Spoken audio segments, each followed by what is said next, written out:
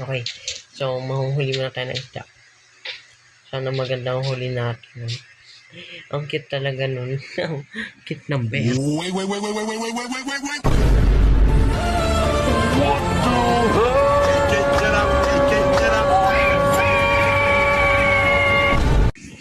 Bear. Oh my god. Oh my goodness. Hell no, man. Huli. Uy, naglalag ako.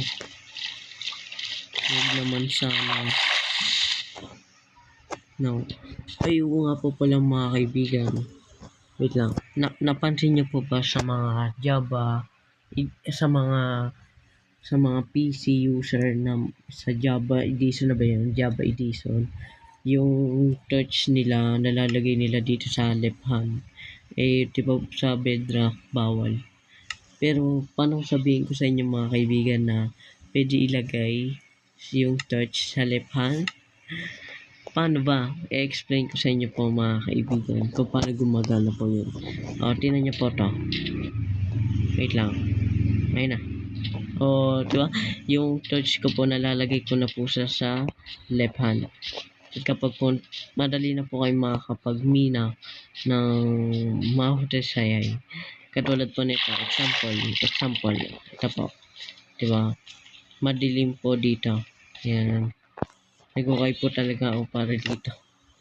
So, dyan po ako nag-mine mga kaibigan. Kapag walang torch, madilim. Yun. Kapag hinawakan ko po yung torch, liliwanag. Huh? Diba? Ang galing.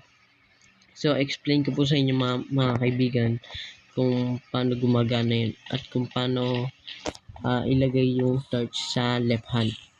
So, explain ko na sa inyo mga kaibigan.